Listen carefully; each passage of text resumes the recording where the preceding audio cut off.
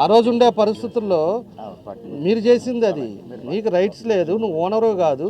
Owner ఎవరో ఒంగోలు సుబ్బారావు అయితే మీ వాళ్ళు పోయేసి రాత్రిపూట కట్టి లైట్లు వేసి చేసింది మీరు. ఈడకొచ్చిన తర్వాత వాళ్ళెవరో సైట్ ఓనర్స్ అయిపోయి వాళ్ళ కాగితాలు పెట్టుకొని వాళ్ళు పోయి వాళ్ళని కదిలిచ్చారు. దానికేనో రాజకీయాలకేం సంబంధం, దానికి ఎమ్మెల్యేకేం సంబంధం, దానికి ఇక్కడ ఉండే పార్టీ వాళ్ళకేం సంబంధం?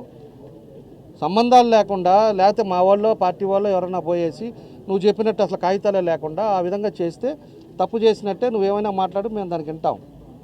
అంతేగాని ఎక్కడా కూడా ఒక్క పని జరగకుండా, ఎక్కడా ఒక ఇబ్బంది లేకుండా పీస్ఫుల్ అట్మాస్ఫియర్ జరుగుతూ ఉంటే నువ్వు మళ్ళా ఇవాళ అదేమైంది వాళ్ళని లేపలేదా, నా దగ్గర అయ్యి ఉన్నాయి, ఎన్ని ఉన్నా కూడా నువ్వు చెప్పు. రా, ఫేస్ టు ఫేస్ కూర్చుందామని మొన్న కూడా చెప్పా. నీకు ఏదన్నా ఉన్నప్పుడు డౌట్ ఉంటే అడుగు, ఎక్కడన్నా జరిగితే పొరపాటు జరిగితే చెప్పు, దాని ప్రకారంగా నేను చెప్తాను.